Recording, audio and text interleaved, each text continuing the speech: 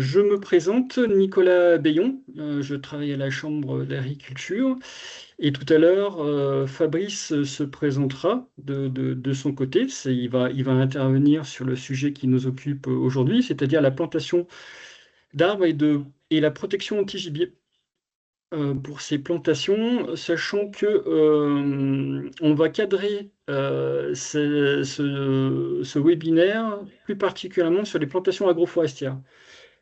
Voilà, donc le sujet sera encore un peu plus ciblé, un peu plus cadré tout à l'heure avec les précisions de Fabrice. Hop.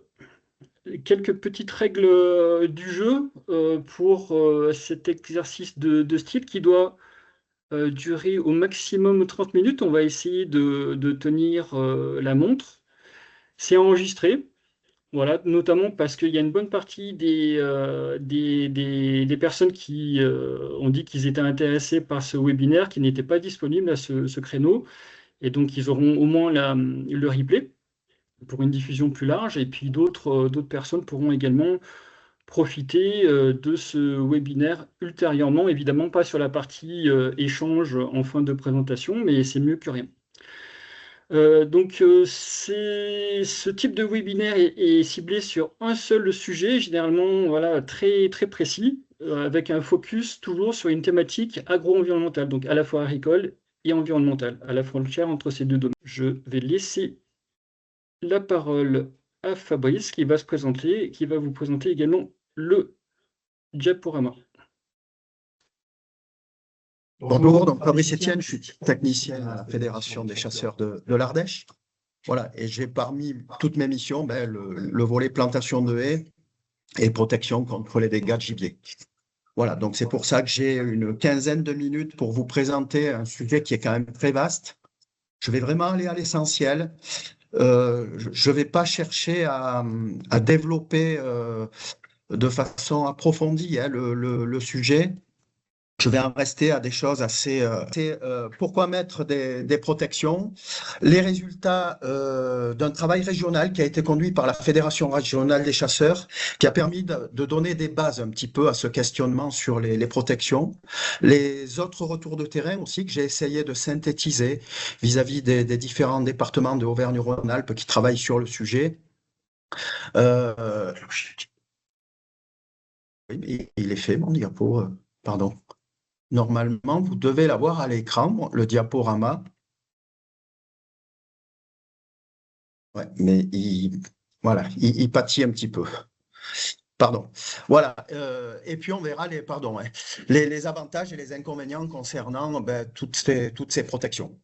Voilà. Donc, tout ce qui est protection élevage, arbres fruitiers, forêts, techniques de dépose, paillage, etc., tout ça, on ne le verra pas. On va vraiment rester axé sur les protections contre les dégâts de gibier.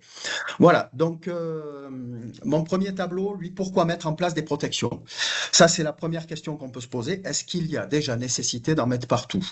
Alors, en termes si je prends le département qui nous concerne essentiellement, et puis ça peut se reporter à la région Auvergne-Rhône-Alpes, bon, le sanglier, on peut dire qu'il est présent quasi partout. Comme le chevreuil et le lièvre. Par contre, il y a deux espèces qui peuvent être beaucoup plus localisées, qui sont le lapin et le cerf. Alors, le lapin plutôt en zone agricole, le cerf plutôt en zone forestière. Donc, le lapin nous concernera peut-être plus parfois que le cerf. Ce qu'il faut bien se garder à l'esprit, c'est que toutes n'ont pas le même niveau de capacité à faire des dégâts, et les dégâts ne seront pas forcément les mêmes. Entre un cerf et un lapin va vous faire des dégâts à 40 cm de haut, 50 cm maximum. Un cerf, ça peut être jusqu'à 2 mètres de haut. Donc, la protection est beaucoup plus complexe, et il y a clairement des systèmes qui sont plus ou moins efficaces. La protection individuelle, elle va être efficace pour le chevreuil, le lièvre, le lapin. Par contre, pour le sanglier, le chevreuil et le cerf, on est beaucoup plus axé sur de la protection globale au travers de la protection électrique en règle générale. Ah, ma diapo ne veut pas changer. Voilà, pardon. Alors, voilà, quelques dégâts en image. Là, vous avez typiquement, à gauche, il y a du frottis de chevreuil, ce qui est quelque chose de très, très courant, surtout sur les arbres que l'on a tendance à vouloir laisser monter, hein, souvent les arbres de Auger. Donc, c'est là où ça pose d'autant plus un problème parce que ça va créer des rejets, comme vous pouvez le voir sur la deuxième image, où il y a du frottis de chevreuil avec repousse sur un merisier. Le merisier qui est une espèce très, très, très sensible, hein, au frottis de chevreuil et de l'abrutissement répété par du lièvre, la haie et du chevreuil, les deux espèces mélangées.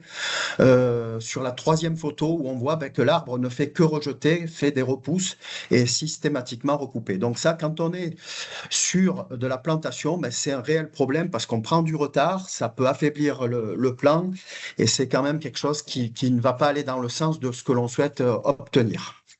Alors, cette étude régionale dont je vous ai parlé très rapidement au départ, c'est une étude qui a été conduite afin d'évaluer justement la pertinence de certains moyens de protection. Est-ce que oui ou non c'était efficace et est-ce qu'elle pouvait avoir des conséquences sur l'arbre? Voir les avantages et les inconvénients là, en termes de difficultés de pose, d'entretien, de gestion.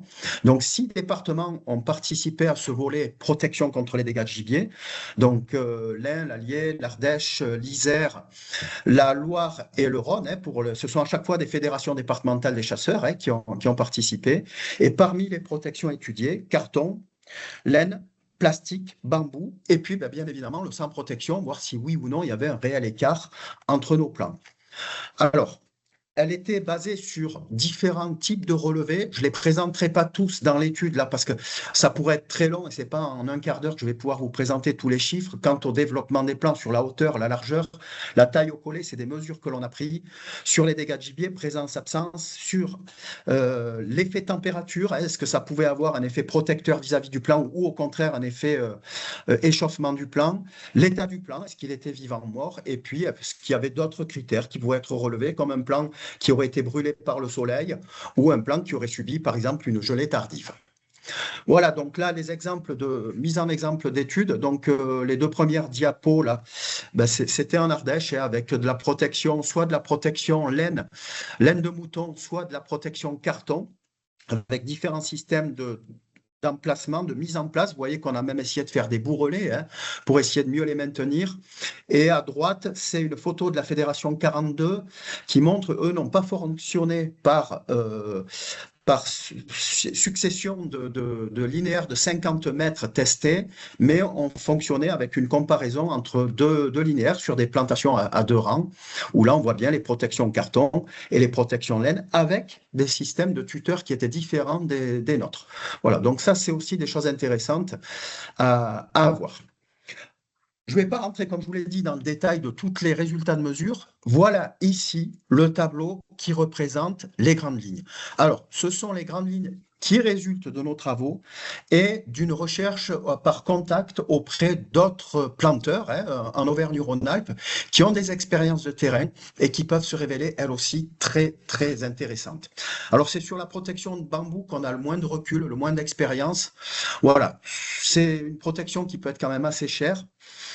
Mais voilà, qui permet une bonne croissance des plants.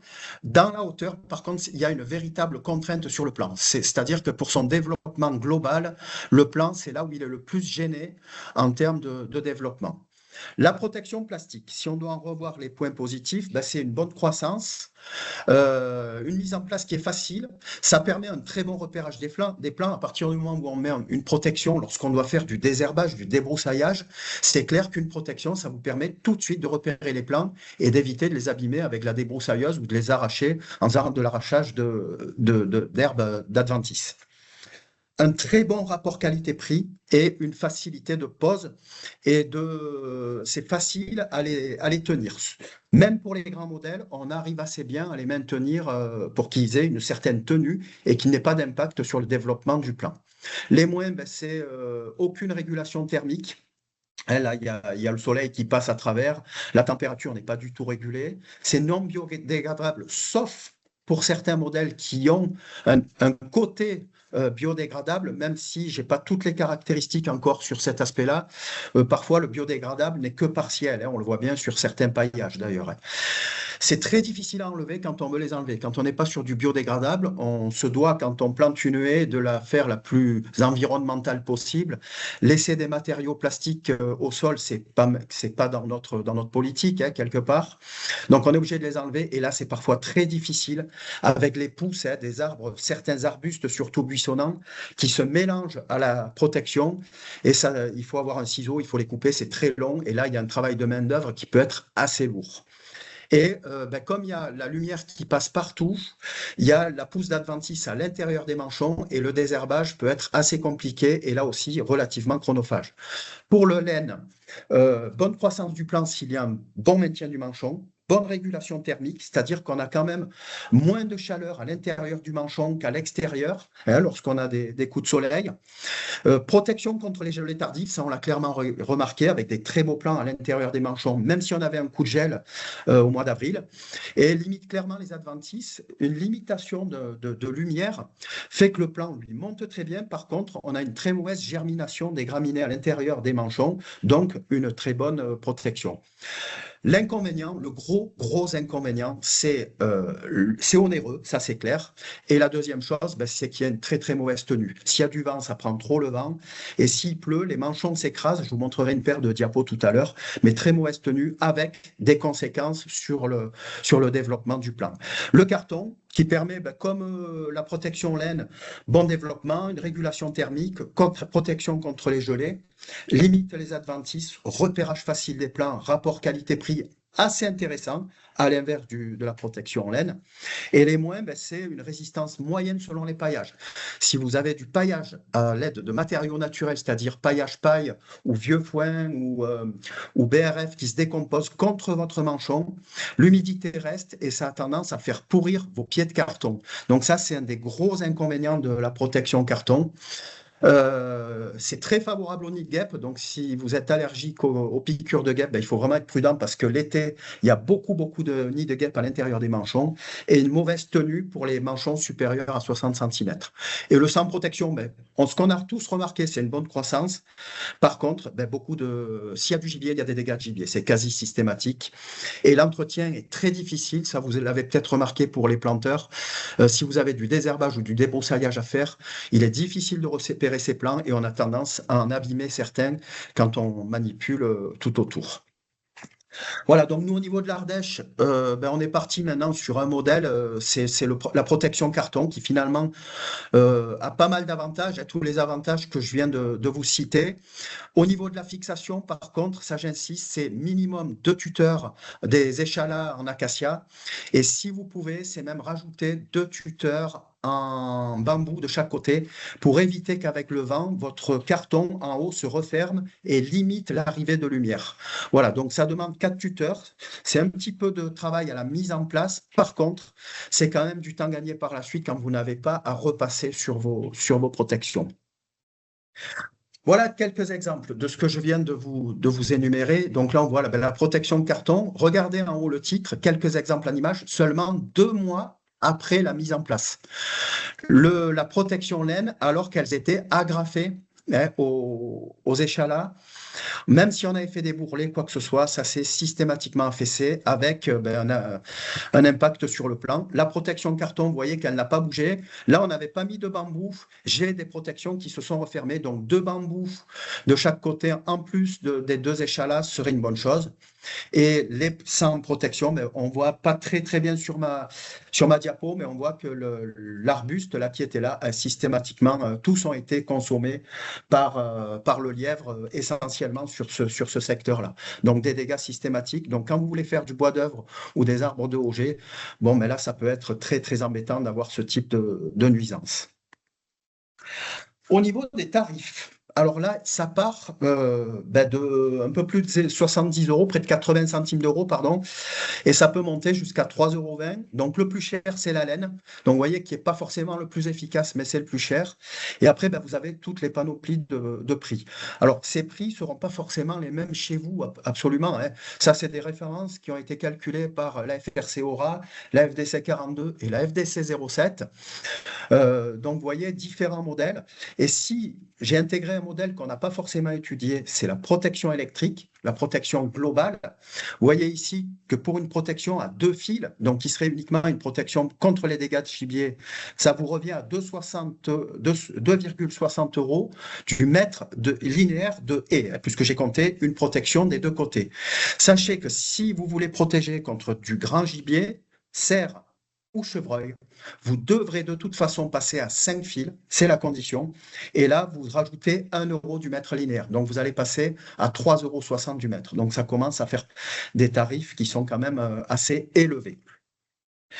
Et un entretien qui va être assez important parce que ça va demander un débroussaillage sous les fils régulier pour éviter les mauvais contacts.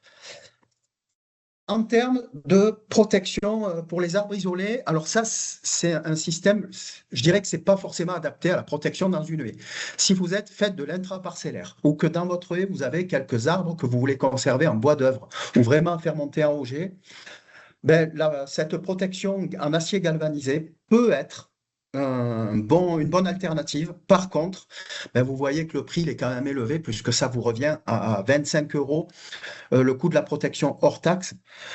Et il faut quand même un peu de temps pour les installer. Donc, c'est un coût élevé. Il faut vraiment que ça en vaille le coup, quoi. C'est un choix d'essence bien particulier que vous choisissez dans votre plantation. Alors, tout à l'heure, je vous ai dit, il y a les protections plastiques qui favorisent le développement des adventices, même à l'intérieur du manchon. Et là, c'est l'ADAF qui a travaillé sur ce système-là et que je trouve vraiment intéressant pour peu qu'on utilise des protections plastiques avec un côté biodégradable. Vous voyez que l'ADAF, pour éviter ce développement d'adventices à l'intérieur du manchon et éviter le développement des herbes, ont mis en place des plaques de toile de chanvre au pied du manchon, au pied du plant qui entoure le pied du manchon. Et là, ça vous évite la poussée d'herbe et effectivement, c'est quelque chose d'assez ingénieux et qui va réellement permettre d'éviter le développement des herbes. On le voit, après on le recouvre de son paillage. Et vous avez à droite, je vous ai dit que les manchons plastiques pouvaient très bien tenir, même sur des hauteurs de 1,50 m. Vous avez l'exemple à côté où là, vous avez de la hauteur, malgré tout une très bonne tenue. Vous voyez que vous avez un très bon développement des plants. L'inconvénient, c'est si on a besoin de faire une taille de formation à l'intérieur du tuteur, c'est un petit peu difficile d'intervenir, à l'intérieur de la protection, pardon. C'est un peu difficile d'intervenir parce que la hauteur fait qu'on peut difficilement accéder au plan. Et voilà ici quelques exemples en images d'effets. Donc là, sur la croissance, sur la photo de gauche, vous avez une croissance qui a été gênée par les manchons laine qui se sont écrasés et qui m'ont fait des systèmes de crosse, en fait, au niveau du développement de ma tige de plant. Et où là, c'est ce qui s'est répété dans la plupart des cas. Soit en étouffement, si vous avez des Méditerranéens qui ne supportent pas d'être trop à l'ombre, ça les a fait crever. Et pour d'autres plants, ça les a carrément déformés. Et sans protection au milieu, vous voyez que là, j'avais une gelée tardive au mois d'avril. On voit mon plan d'arbousier qui a rougi, qui a pris un coup de gel. Alors, ce n'est pas très grave, mais ça a créé un petit retard de croissance. Et à droite, voilà la protection carton. Mon plan méditerranéen qui est à l'intérieur de mon manchon n'a absolument pas subi la gelée tardive. Il était à côté. Et le plan se développe parfaitement bien. Par contre, il est un peu contraint en espace de largeur.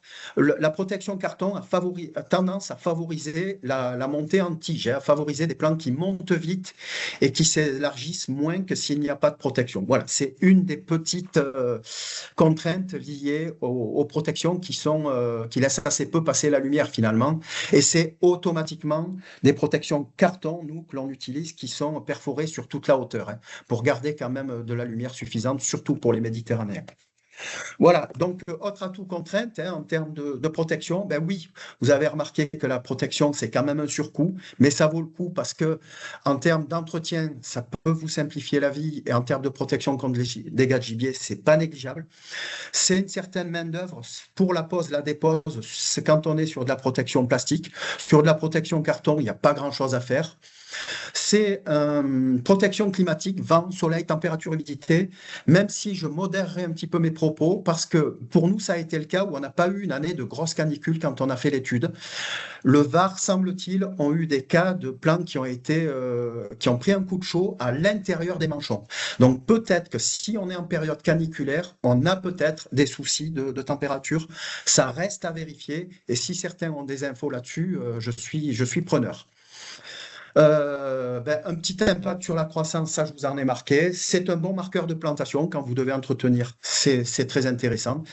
Et bon, un inconvénient, c'est le déchet plastique. Si vous mettez du plastique et impact carbone.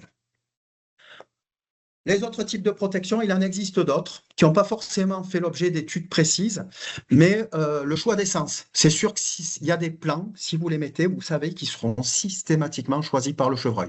Le merisier, vous mettez du merisier dans une haie, s'il doit frotter un arbre, ça sera le merisier.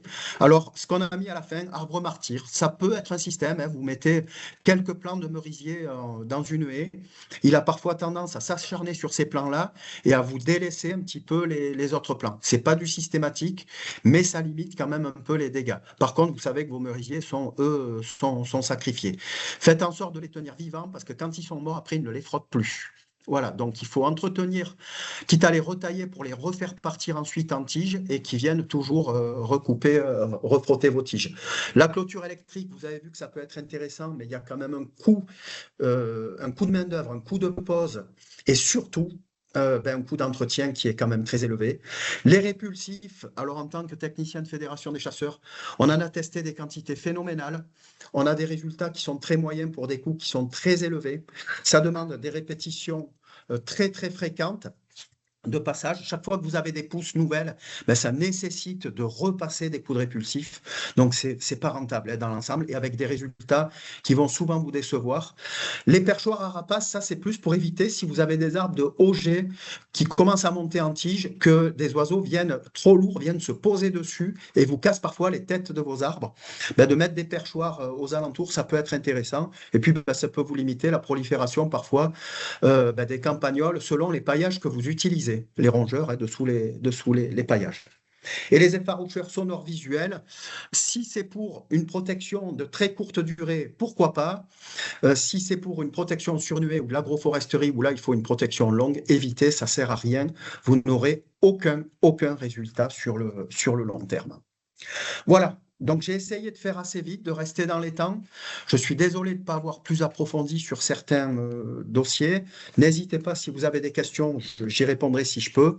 Et voilà, là vous avez les logos de toutes les structures qui ont participé de près ou de loin à cette étude, soit financièrement, soit techniquement.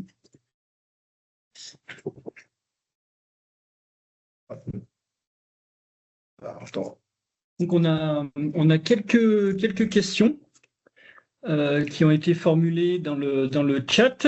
Bon, après, c'est peut-être pas exhaustif, mais on aura relativement peu de temps pour traiter l'ensemble des questions. Donc il y avait justement une question sur les protections électriques, mais je crois que tu as commencé à y répondre par rapport à l'efficacité et au coût. Le fait que ça nécessite quand même une maintenance régulière, Oui. c'est pas forcément très adapté pour, par exemple, une plantation de haies à vocation non productive, quoi. Oui, complètement, parce que le coût de l'entretien est énorme. Si vous voulez protéger pour du chevreuil, vous allez devoir passer sur le premier fil à une hauteur qui est inférieure à 20 cm. Autant vous dire que 20 cm, si en cette période, et en période printanière, ou si vous avez une période un peu pluvieuse, vous passez votre temps avec la débroussailleuse. Alors, si vous êtes sur un tout petit linéaire, pourquoi pas? Quand vous êtes sur des linéaires qui commencent à être de plusieurs centaines de mètres, ça devient un entretien qui est trop régulier, trop fréquent et trop chronophage. En fait, vous n'y arriverez pas, pour faire simple. Il y avait une question aussi sur la protection bambou. Qu'est-ce que tu entends par protection bambou? Parce que les bambous, on en entend surtout parler pour les tuteurs. Alors, il y a des systèmes de protection. Alors, j'ai très peu d'éléments sur cette. Et la Fédé qui a bossé sur ce dossier n'avait pas spécialement de photos. C'est des protections qui sont conçues avec des systèmes comme des bambous un peu coupés, là, qu'on met autour des plants. Ça fait comme des manchons, mais c'est du bambou. Et en fait, c'est C'est pas ce qu'il y a de mieux quand même en termes de protection. En termes de pose, c'est pas toujours évident et il y a vraiment une vraie contrainte sur le plan. Là, pour le coup, c'est vraiment ce qui a été remarqué par la Fédé. Donc, c'est pas ce qu'on irait à conseiller si vous voulez avoir des plans qui se développent assez bien en termes de largeur, d'épaisseur. Voilà, pour tout ce qui est buissonnant, c'est peut-être pas le top au début. Et à enlever, ben, ça sera pas évident en plus quand si vous voulez après les enlever. Mhm. Alors, ensuite, dans les coûts, il y avait une question ou un commentaire, c'était un peu entre les deux, sur la prise en compte de l'enlèvement et du recyclage dans les coûts. Il me semble pas que Non. c'est pris en compte. Non, là, c'est essentiellement c'est les matériaux hein, qu'on vous a mis. La main-d'œuvre, elle n'est pas prise en compte dans tout ça parce que ben, tout dépend comment vous le faites, comment vous les disposez, avec combien de tuteurs. Donc, tout ce qui est pose et enlèvement n'était pas compté dans les tarifs que vous aviez là. Là, c'est vraiment du coût matériel. Mhm. Voilà. Sachant que, gardez à l'esprit qu'une protection, si elle est bien posée, bien mise, vous gagnez du temps à l'entretien quand même globalement derrière. Donc ça vaut quand même le coup d'en mettre. À partir du moment où vous avez du lièvre, je vous invite fortement à le faire parce que sinon, ben, vous allez perdre du temps dans la croissance de votre haie.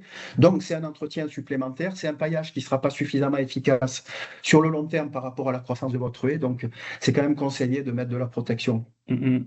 Fabrice, tu as bien mis en avant la protection carton, hein, qui est relativement récente, mais quelles en sont les limites, notamment par rapport au grand gibier? Est-ce qu'il y a des modèles qui sont adaptés à ce type de grand gibier? Et est-ce que ça peut être vraiment efficace, par exemple, sur du vraiment gros gibier type cerf? Non.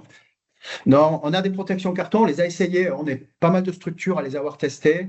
Donc elles font 1,20 m, hein, je crois, ou 1,40 m. Les tenir droites, c'est très dur, elles ont tendance à s'affaisser un petit peu, à avoir une mauvaise tenue et elles contraignent énormément le plan pour sa hauteur. Donc on a tous arrêté. Pour être franc, tous les collègues que j'ai avec qui je travaille, des fédés voisines, on a tous arrêté de les utiliser. Et je pense que la solution qu'utilise la DAF avec cette protection plastique maintenue en haut qui laisse bien passer la lumière est une meilleure solution que la protection carton pour les arbres de Auger. Sinon, protection cerf-chevreuil, ça reste quand même toujours plus compliqué. Hein. Bon, là, vous protégez vos arbres sur ce qu'à 1,20 m, 1,40 m. Pour du chevreuil, on passe bien, on est bien. Pour du cerf, ben, c'est clair que ça restera compliqué. Hein. Et là, à part la clôture électrique en toute franchise, je ne suis pas sûr qu'on ait de réelles solutions pour protéger nos plants. Tu as dû l'évoquer rapidement, mais pour la protection de carton, est-ce que ça peut être mis seulement avec des tuteurs bambou? Alors, si on le met qu'avec des tuteurs bambou, ceux qui en ont fait l'expérience, c'est des tuteurs comme le laine qui prend beaucoup le vent. Et si vous avez des zones très ventées, le problème, c'est que vous allez avoir des protections qui vont être couchées et qui vont perturber le développement de votre plant. Donc, vous êtes obligé de mettre au moins un échalas. C'est un strict minimum. Si vous êtes sur des zones bien ventées, c'est minimum deux. Et après, compléter avec des bambous pour éviter que le vent vous écrase la tête de votre protection et limite cet effet puits de lumière, en fait. Et les clôtures métalliques contre chevreuil et cerf, est-ce que c'est Oui, efficace? Certainement, mais en termes de coût, certainement, mais voilà, ça sera pour quelques arbres que vous sélectionnerez, soit en agroforesterie intraparcellaire où on a peut-être une plantation qui sera assez espacée dans certains cas. Sur de la haie, ben, ça sera uniquement peut-être pour vos quelques plants que vous voudrez vraiment conserver en auger ou en faire du bois d'œuvre. Ça peut valoir le coup. Sinon, le rapport qualité-prix n'est plus raisonnable, quoi. Voilà. les retours sur les cheveux et Alors les cheveux, certains l'ont testé. De ce que j'ai pu voir un petit peu avec certains collègues là, des résultats qui sont très moyens en termes déjà de pose et de tenue. Hein, ce système paillage cheveux est difficile à mettre parce qu'en fait ça se déchire, il n'y a pas de tenue correcte. Et en termes de protection contre les dégâts de gibier, alors on ne l'a pas testé. Il donne un résultat qui est à 70%, je crois, hein, au-delà de 70% de protection. Je suis quand même, je ne vous le cache pas, même si je n'ai pas d'expérience sur ce point-là, je suis assez sceptique parce qu'on a beaucoup utilisé ce procédé-là de faire des bouquets de cheveux dans certains vergers par rapport aux chevreuils, des cheveux qu'on récupérait chez les coiffeurs, hein, où il y avait des odeurs de lac et tout ce qu'on pouvait imaginer, qu'on mettait dans des bas et ça n'a jamais apporté des résultats concluants. Jamais, jamais. ça s'évapore certainement, cette odeur humaine s'évapore beaucoup trop vite et ça ne tient pas dans le temps en fait. Vous appelez les dalles, j'ai vu la question, les dalles sur sanglier. Parce que le problème du sanglier, c'est souvent, c'est des plantes qui sont déterrées en fait, hein. C'est qu'il va chercher, c'est surtout, pas trop pour les racines nues, c'est plutôt pour les arbres en godet, parce qu'il y a du terreau au pied du plant, et en fait, qui attire les lombriques, et c'est la grosse problématique avec le sanglier. Parfois aussi sur du paillage naturel, où là, ben, ça attire les lombriques. Alors, dans le cheveu humain, ben, j'en reviens un peu à ce que j'ai dit tout à l'heure. À mon avis, c'est surtout peut-être les premières, pendant quelques temps, ça va fonctionner et rapidement, l'odeur va disparaître. Le sanglier, ben, enfin, vous avez vu comme il s'adapte à l'activité humaine, hein. Que ce soit le bruit ou les odeurs, il s'y habitue très très vite. Et à part quelque chose qui l'empêche de passer, ça marche pas. Je reviens à ces histoires d'odeur. Si ça marchait, les répulsifs à odeur qu'on a pu essayer d'utiliser les auraient éloignés. Ça n'a pas fonctionné avec le sanglier. Donc c'est pour ça que je suis assez sceptique sur cet aspect-là. Mais à récupérer des expériences si certains les ont.